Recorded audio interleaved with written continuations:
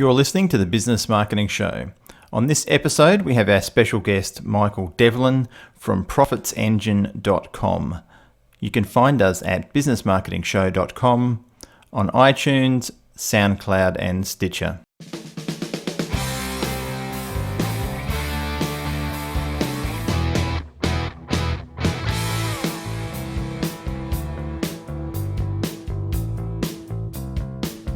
Hi, this is Ed from businessmarketingshow.com. Our guest today on the podcast is Michael Devlin from profitsengine.com. Michael will be one of the guest speakers at the Netpreneur Summit in Japan on the 5th and 6th of September. And we're going to find out more about who Michael is and what Profits Engine is and how he got into the online marketing game. Welcome, Michael. Thanks for joining us. How are you, mate? I'm great, thanks, Ed, and thanks for inviting me on. It's great to be here.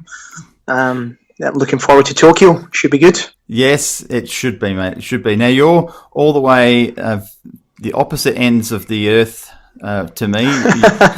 You're in Glasgow, in Scotland, and I'm in Perth, Australia, not Perth, Scotland. But as it turns out, I was born in Hamilton. Not very far away from where you're actually living. So we're both Scottish people from birth. You've just got an accent and I don't. Well, I've got an accent, but it's not a Scottish accent. So.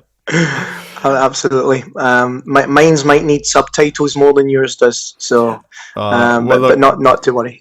I'm used to speaking with lots of Scottish people. Some of the listeners may struggle a little bit because your accent's not too bad. A friend of mine that I mentioned to you in the Skype chat that we had, Tommy Butler, he owns Glasgow.com. Yeah, and he's got a really strong accent. Tommy, if you're listening.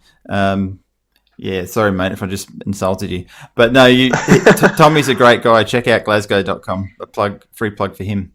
So, absolutely. Michael, you're well known in the internet marketing business, and you've done lots of different things. So our goal today is to find out from your mouth what it is you've been doing and how you got involved in the internet marketing space, because everyone comes into it from different ways and they've had different experiences. People didn't just sort of technically leave school and just go straight into internet marketing. They usually were doing other things that led them into this space. So rewinding from where you are today, going back, from when you left high school and the sort of first few jobs you had, what was it you were doing back then? Yeah, I mean, when I left school, the internet thing wasn't really around, and that's going to make me sound extremely old, Ed. Make me feel old anyway. You're not old. I'm 10 years older than you, so you're right. So I was originally involved in fitness equipment, and I used to supply fitness equipment to health studios across the country. I've always kind of looked after myself, enjoyed working out. And as a natural progression from there, in my early 20s, I then started to get into sports nutrition in a big way. Mm-hmm. And I had a couple of little stores, and then started my first online business in 2006, which was a sports nutrition retail store I combined with online distribution. And that got quite serious really quickly inside 2 years. And I knew nothing about online marketing at that point. Everything was self-taught, and thankfully the sports nutrition side that we had going was the retail stores were funding the pay-per-click. So the pay-per-click in the first year, when I sat down and ran the maths, I think I lost 109,000. Okay. So I was blindsided with the fact that I was taking the profit out of 15 stores that were up and down the country. But thankfully, I then there's no bigger lesson you need than sitting down and learning how to get to grips with the analytics to save your own money. And that's exactly what I did. And it was all with Google AdWords at that point. Started to get to grips with that. Started to get to grips with the compression, the keywords, the conversion, how websites really worked. Instead of being aesthetic, it was all about getting the customer to do something on the page, which was hopefully buy a product, right? Yeah. And obviously from then just grew the business from 0 to 2.8 million inside 3 years. At that point, the business was then acquired. I then launched my own sports nutrition range, which was back in 2009, and that was acquired 1 year from launch in 2010. I then designed and patented a sports bottle, so I was still in the same niche, couldn't seem to cut the apron strings and get away from sports nutrition, still wanted to stay in there. It was my comfort blanket. Yeah.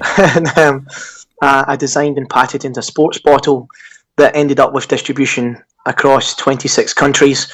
We sold over 400,000 units, built that business to 7 figures inside 2 years, and it was acquired in May this year. And here I am, ready to launch Profits Engine, which is essentially teaching established and new start businesses how to grow their business online. Fantastic. I'm looking at pictures of your bottles at the moment. I'm pretty sure I've had one of those myself. And probably many people who are listening, if they go and check it out, they'll see. What was the actual name of the bottle? Did it have a particular... Yeah, the bottle was called Core 150, and it was designed to allow travelling athletes to be able to take accurate measurements of their sports nutrition on the move. And in fact, Australia and New Zealand were the first 2 license contracts that I signed, believe it or not. Mm-hmm. So it's a very, very big market out there. So that was what the bottle was designed, and we had patents around the storage, and it was a great journey. It was really fun. It's a good industry to be in. Not a very collaborative industry, I have to say, because pretty much most of the companies are selling the same thing, only with a different marketing spin. But with being an accessory, you can sit outside the consumables and be a little bit more creative and do your own thing. Yeah, for sure. When you started these businesses, I'm assuming you had, beginning with the end in mind, you had some stage where you wanted to sell them. Was that happening sooner than you were wanting it to, or not necessarily wanting it to, but were things progressing in the sort of form that you wanted to? It's weird. I didn't really have any game plan, Ed, if I'll be honest. Okay. I went into the original e-commerce store, or the first one that I launched was... I went in it just because I wanted to do something online, and I wanted to test it, and everything was moving online. So in 2006, when I did it, you go in with the big master plan. Hopefully one day someone will buy you, but you go in to do what you love and to do what you enjoy, and that's exactly what I did. And the funny thing is every one of my businesses that's been acquired has been bought from the manufacturing partner or the wholesale partner. And it was my wholesale partner that was based in Boston that actually bought the business, the online nutritional store. And again, the sports bottle that was recently just acquired was also bought with my global manufacturing partner. And my sports nutrition line that was acquired in 2010 was bought by my blender, who was the guy who was, or the company who was blending the actual raw ingredients, who make for a lot of big cereal brands, like the likes of Kellogg's and whatnot. So yeah, really, really huge company. So it's a strange pattern that seems to have evolved, is that the manufacturers and the people that I work with in the early doors are sometimes the ones, or have been the ones, that have been interested in buying the business. Yeah, well, it's the thing, they understand what your business is, and they've had experience in terms of, if you've been moving a lot of their product or their services, then it makes perfect sense for them to take over the business in a lot of cases. So well done. So absolutely. No, it was good. Now, you've spoken at the Netpreneur Summit last year, is that correct? Am I accurate in saying that? No, this is my first year. Oh, this is your first one? Okay. Yeah, this is my first one. So for some reason, I was thinking you'd spoken at it before. But you've known James for a while? Yeah, I've known James for a while. I've known a lot of the other speakers that are going to be attending them. I think most digital marketers all swim in the same pond, and we all learn from each other and admire what we do. Some people have got strengths in different areas, like yourself with the whole Facebook conversion and all this stuff. I have a tendency to I seem to be the only person that seems to enjoy Twitter, believe it or not. So that's exactly the topic I'm going to be discussing at the Netpreneur. Excellent. Yeah, I mean, Twitter's something that I've never gone close to. I cut my teeth 12 years ago on Google AdWords and doing remarketing and all that sort of stuff now. But Twitter is never, ever something I've tapped into. I can honestly say that. I don't know anything about it, how to capitalize on it, so I'll be really keen to listen to your presentation and find out what's the best thing to do there, because there is quite a wide spread of people talking about different things. So I think for people who are coming along, it'd be quite fascinating to pick up on the different areas of expertise that we all have. So that's cool. So you are now moving into another chapter, another adventure, and that's profitsengine.com. Another one. My wife's delighted to know. So we haven't spoken about family, so we'll go back to that in a minute. But tell us more about Profits Engine. What is it, and how did it come about in your mind? Obviously, it started with a thought, as all of this stuff does. It's a thought in your mind that then leads to something that you manifest. So, what is Profits Engine? Sure. So Profits Engine came about. I went into a startup accelerator program, which is the world's largest free business accelerator for businesses and new starts in the world, called Entrepreneurial Spark. And I went in there in 2012 with my new project, which was Core 150. And during that time, I was growing my business, and obviously I had an expansive knowledge and understanding of online marketing. So I was moving really, really quickly. I was doing a lot of numbers, and I was moving fast, and I was winning awards. And we won Startup 100 award 2 years back to back, and we won Social Impact award, and all of that stuff within the Startup Accelerator program. And one of the things that I started to identify was that the amount of businesses that were in there that had so many great ideas, Ed, but they couldn't execute them online. They couldn't get them. They were unlocking all of this funding and doing all of this great stuff, but they weren't focusing on the most important thing that gives you oxygen to survive in your business, which is sales. And I thought, how can I help these guys? And I was hearing some real horror stories that some of the agency fees were just astronomical. Some of the fees that the startups and the businesses were paying, they weren't getting any real ROI. They weren't showing any real results, or here's what you can get for your money. And I thought, how can I make this better? And that's where Profits Engine essentially started to evolve, roughly about 5 or 6 months out before I had decided that, I'm gonna. I got approached for Core 150, and then decided to exit, and I just went straight in to build Profits Engine, because there's a massive boom in the startup community. There is, yeah. So I wanted to get somewhere in there that could help them, not only educate them but cocoon them. And one of the things that I learned when I was sourcing from China was how vulnerable you are if you don't have a third party intermediate in the middle that's maybe in the UK or based in Australia, or if it's a sourcing agent in the US. It's always good to have a local sourcing agent. And I thought, well, if I can put Profits Engine together and get a whole load of strategic partners from global sourcing straight through to logistics companies, where the startups can go and tap into all of that, and at the same time learn from the education tools that are going to be in there, from Twitter Genius, Facebook Genius, Amazon Genius, which is the courses that will be in there. Hopefully courses from your good self, courses from James, and all other professional marketers from around the world who we will tap into as a network, and dump them into the platform, so that it gives them massive exposure, but at the same time adds a huge amount of value for a small monthly fee. And the biggest part for Profits Engine for me is the ability to be able to create your website and your sales funnels through a wizard process, where you'll just punch in a series of information about your company, and it will blow out your web page with automatic e-commerce plugin, all done through a wizard. You'll be able to cut and paste your conversion code, and it will create it all for you without the need for a developer. So it really is to enable both existing businesses as well as startups, and that's where the idea came from. Sounds great. And that's been something you've been working on for a while now, hasn't it? And working at, there's always bugs and different things to take care of when you're launching any of these sorts of products. And so has it been harder or easier than you're expecting to get this off the ground?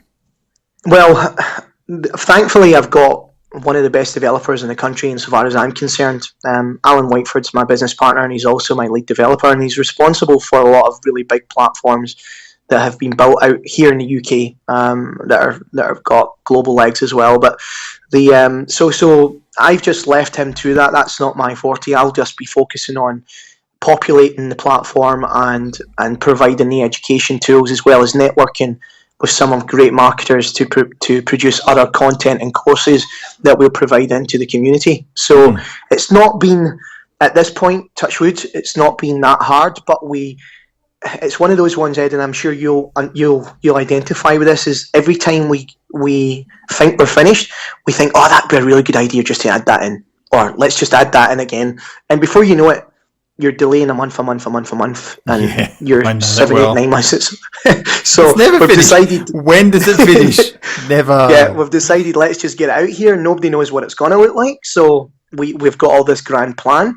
So let's just get it out there, and we'll add all the bits and all the good bits as we progress forward. And that, I think that's what we've just decided that we're going to do. Yeah, launch and get started. I mean, I don't know whether you've seen the Guru product by, I've forgotten his name. I'm going to type it in.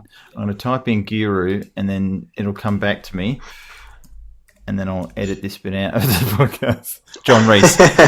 You know John Reese?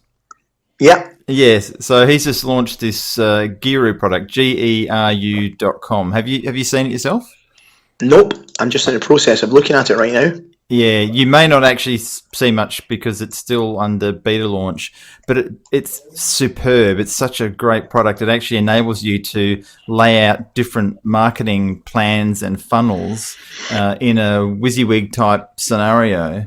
So you can actually look at all your different business models that you're running, but see them in a graphical format. And I'm really simplifying what it does here.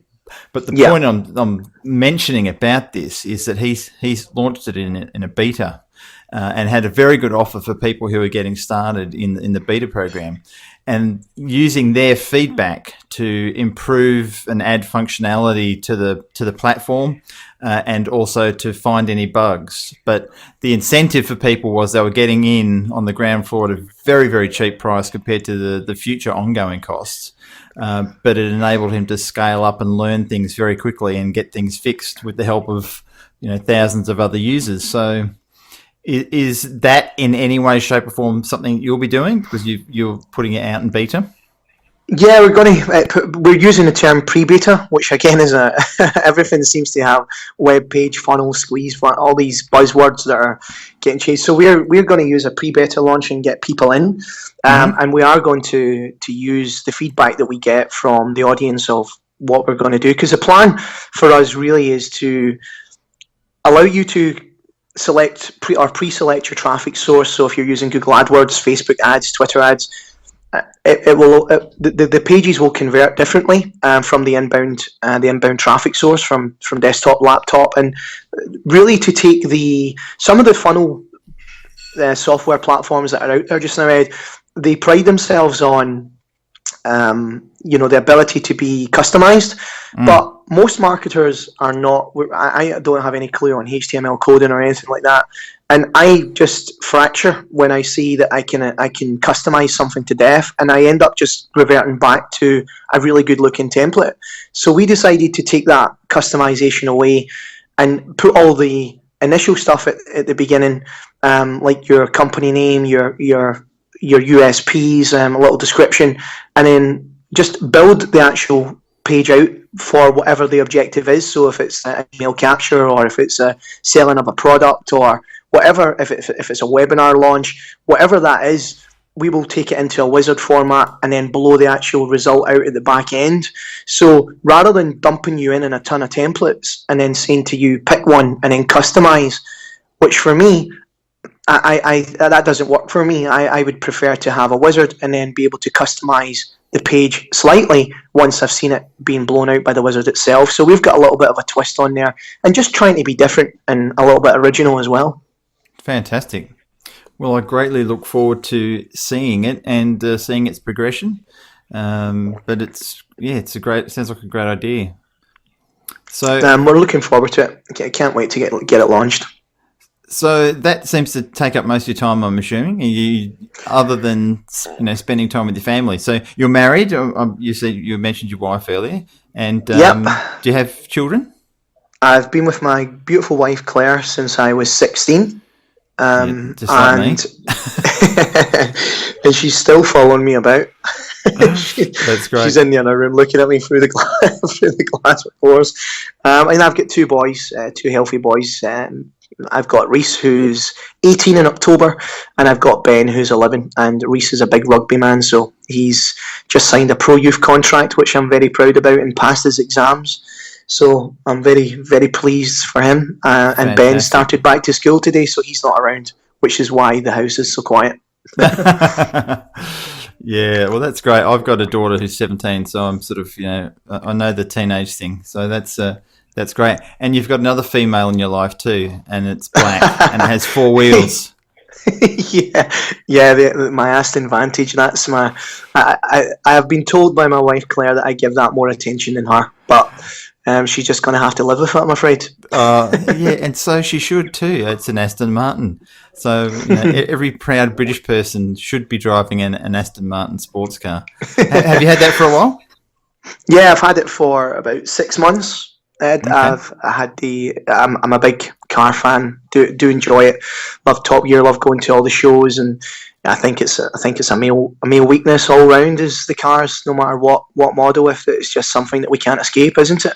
Yeah, for most of us, I'm very much the same, and unfortunately, Top Gear doesn't exist anymore. But I was addicted to watching it for all the years, and wouldn't miss a show, and absolutely loved it. And I think I subscribed to, without exaggeration, about 25 different car YouTube channels, and watch all the reviews on most of the cars, any sort of decent cars.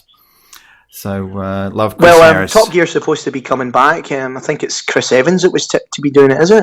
But I'm not sure he has the same appeal as. It just doesn't. It's like the formula was the formula, and that's that was what it was. I enjoyed. It's weird, isn't it?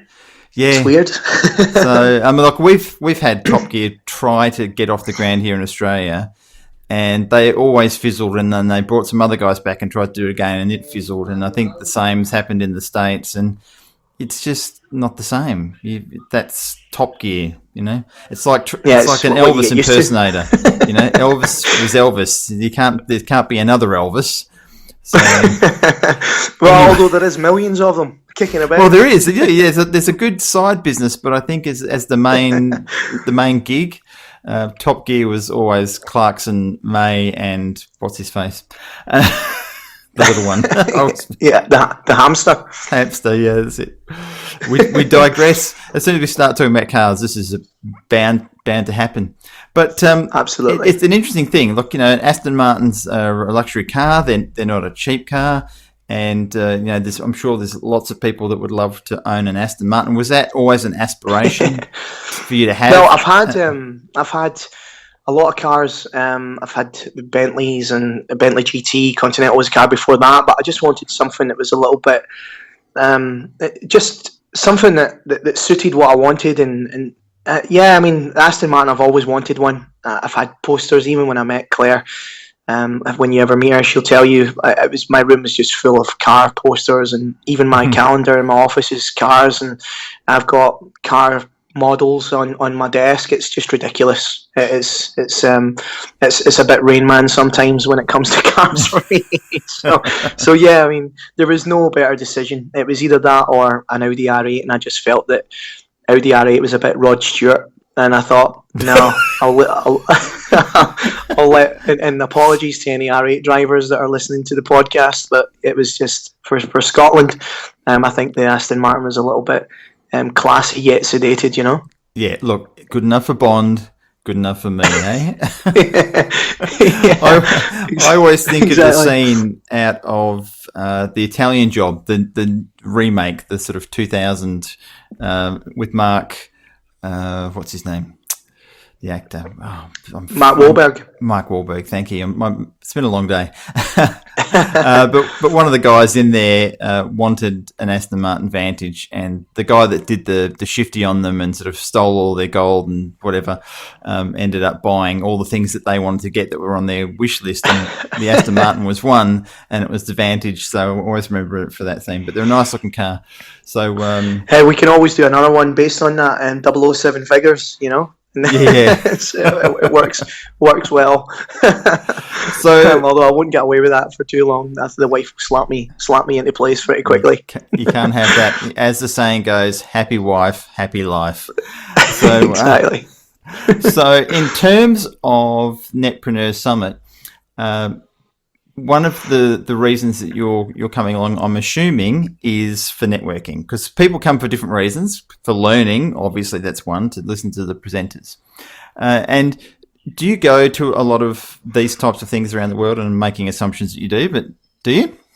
Yeah, Ed, it's one of the things I talked at length with a lot of the marketers, and I spoke with James just last night as well about it. And if the reason why you go to these summits, I went to Conversion Summit in California in February, March this year, and I go there every year, and the stuff that you learn is great, but you can learn the same stuff sitting in your dining room or in your office from the internet, Google researching. When you've got a tight network of really high level marketers, you can sit there and learn, but that's not what it's all about. It's about going there, getting a beer, learning what Ed does, learning what James does, learning what Michael does. How did they build their business? Have they ever failed? What hurdles have they got? How did you build the Amazon business? What challenges did you get creating a product? Should a patent? Should a trademark? Those things you won't get from just hard copy on the internet. You really want to get on a seat with someone and have a beer or a coffee and just sit there and find out about them. That's where relationships are built. And a prime example of that was the relationships that I built at this year's Conversion Summit. I'm currently launching 2 courses this year with 2 of the boys that I met from the War Room at TNC. So again, the reason for going there is not all about the content, although the content's great with any summit, but you're not really there for the content, you're there for the networking. Everything is done in the bar. Yeah, absolutely. Yeah, dead straight. I just came back from the Traffic and Conversion Conference that was in Sydney. So, yeah. That was their first one, right? That was the first one outside of San Diego, for sure. And there was, 700 odd people, which is obviously not as big as the US ones, which are thousands. But it's still, for Australia, that was a very decent size conference. And it was great because, made some fantastic connections, got some joint venture stuff going on with several of the people. Quite a few of them have already been on this podcast and speaking with them. So, and look, that is the reason you go. Learned some awesome stuff and picked up some great ideas, but it was definitely the stuff that happens in the breaks and outside or in the evenings at going to a bar or for dinner or something like that, So, and I think that's one of the reasons that people should come along to Netpreneur Summit. Exactly what you're saying. It's all these benefits that you're going to get by turning up that you don't get by watching something on your YouTube or on your DVDs or whatever it is you're trying to educate yourself through. So it's a very good point. It's a long way away. I'm in Scotland. It doesn't get any further away. I'll challenge you on that. How long does it take you to get to Tokyo from Scotland? 14 hours. I think you're 18 hours, are you not?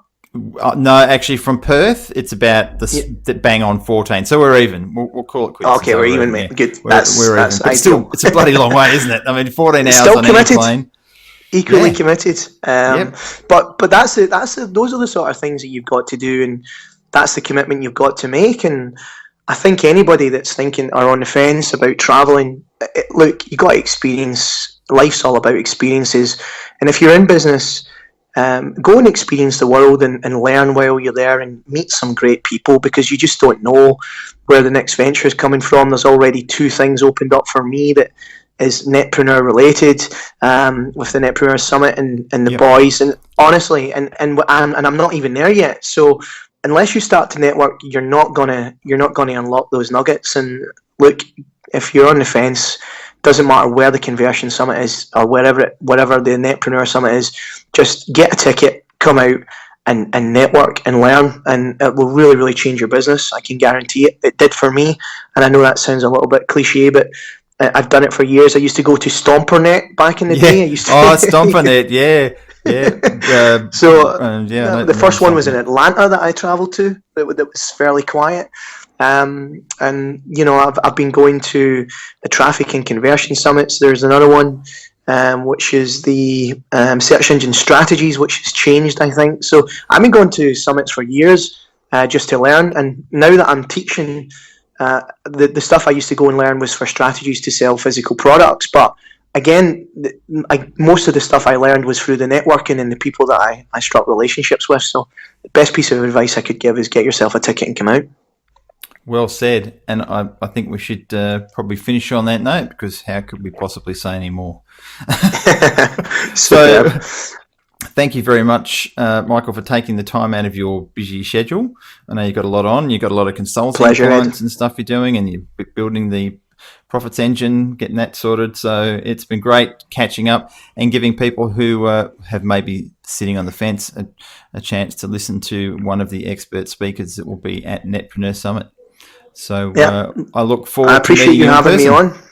My pleasure, mate. It's been great speaking to a fellow Scotsman. And you asked me a question on Skype earlier whether I support the Celtics or the Rangers. And for those who don't know, they're two Scottish football teams that have major rivalry over the years, and lots of people get into fights over them, literally, in the streets. Very passionate people, us Scotsmen. But I don't follow football, so I think that was probably a bit of a disappointing answer, that I don't follow any of them. It was kind of similar when I went to Boston one time, and I was wearing a New York Yankees hat and went into the bar. I stood for the best part of 35 minutes to get served for a beer, and then when the gentleman behind the bar heard my accent, he rung the bell and shouted, "It's okay, everyone, he's a tourist." And then I got free drinks for the next 2 hours. So very similar to that, only without the violence. That's hilarious. That's great. All right, buddy. Well, we look forward to seeing you in Tokyo, and look forward to it. Some more stories then. Safe travels, my friend, and best of luck to all your listeners. Thank you. Yeah, thanks very much, Michael. Cheers. Thank you. Bye-bye. You've been listening to The Business Marketing Show. You can find us at businessmarketingshow.com, on iTunes, SoundCloud and Stitcher.